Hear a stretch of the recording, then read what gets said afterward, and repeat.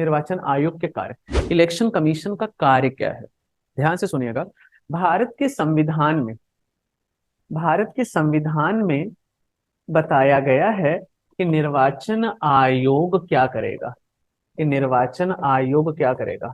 निर्वाचन आयोग के काम क्या है, भारत के संविधान में संक्षिप्त रूप में बताए गए हैं। क्या बताया गया है, यही बताया गया है कि राष्ट्रपति का चुनाव, किसका चुनाव, राष्ट्रपति का चुनाव, उपराष्ट्रपति का चुनाव, किसका बच्चे, उपराष्ट्रपति का चुनाव, लोकसभा का चुनाव और विधानसभा का चुनाव कराएगा। निर्वाचन आयोग के कार्यों की अगर बात करेंगे तो इलेक्शन कमीशन के कार्य क्या बताए गए हैं। इलेक्शन कमीशन के कार्य बताए गए हैं कि इलेक्शन कमीशन राष्ट्रपति का चुनाव कराएगा, किसका, उपराष्ट्रपति का, किसका, लोकसभा का, किसका, विधानसभा का, किसका, विधानसभा का। ये चारों चुनाव कराने की जिम्मेदारी इलेक्शन कमीशन की दी गई भारत के संविधान में। और निर्वाचन आयोग के कार्यों के बारे में हमारे संविधान में एक और चीज बताई गई है, वो है आर्टिकल 326। कौन सा, अनुच्छेद 326, मतलब सार्वभौमिक। इसको लैंग्वेज में बता दें तो ज्यादा अच्छा समझ में आएगा।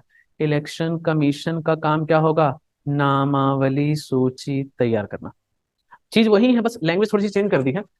हाँ, हमारे संविधान के अनुच्छेद 326 में क्या बताया गया है, इलेक्शन कमीशन नामावली सूची का नामांकन, नामावली सूची तैयार करेगा। कि नामावली सूची तैयार करेगा, कि नामावली सूची तैयार करेगा।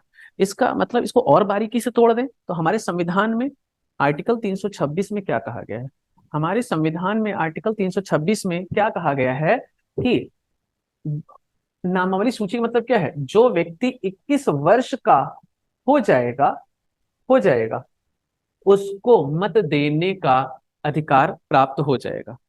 लेकिन 61वें संविधान संशोधन के द्वारा, कौन से, 61वें संविधान संशोधन के द्वारा बच्चा क्या किया गया, 21 वर्ष को घटाकर 18 वर्ष कर दिया गया।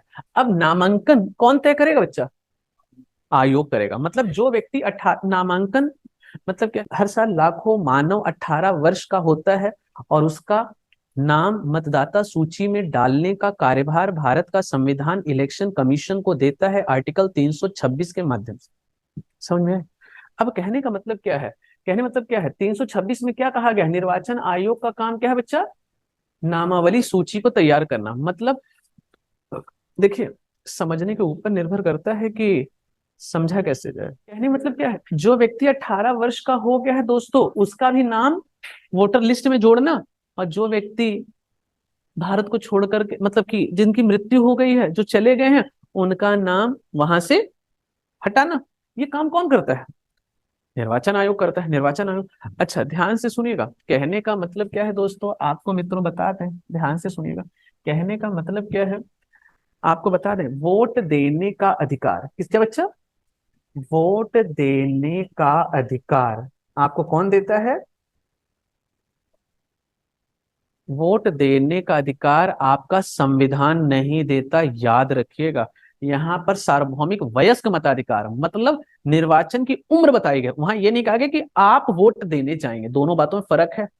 तो कहने का मतलब क्या, वोट देने का अधिकार संविधान नहीं देता है, ये भी ध्यान रखिएगा, संविधान नहीं देता है।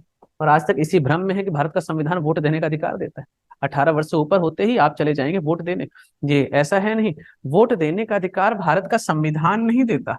ध्यान से सुनिएगा, जन प्रतिनिधि अधिनियम देता है। कौन देता है बच्चा, जन प्रतिनिधि अधिनियम देता है। बेटा ध्यान से सुनिएगा, वोट देने का अधिकार। जन प्रतिनिधि अधिनियम पुत्र दो हैं, कितने हैं बेटा जी, दो हैं। भारत में जन प्रतिनिधि अधिनियम दो हैं तो बहुत सारे, 50 भी है, 51 भी है, 52 भी है। हम इलेक्शन कमीशन से पढ़ रहे हैं, निर्वाचन आयोग से तो हम वाले लेंगे, हम राष्ट्रपति वाला नहीं ले रहे, 1952। ठीक है, इसमें हम रिप्रेजेंटेटिव पीपल एक्ट 1950 और रिप्रेजेंटेटिव पीपल एक्ट 1951, मतलब जन प्रतिनिधि अधिनियम, जन प्रतिनिधि अधिनियम 1950 एक ये है। और दूसरा है जन प्रतिनिधि अधिनियम 1951। जन प्रतिनिधि अधिनियम, जन प्रतिनिधि अधिनियम 1951। सब्सक्राइब कीजिए हमारे चैनल को और बेल आइकॉन को दबाइए हमारी लेटेस्ट वीडियो सबसे पहले देखने के लिए।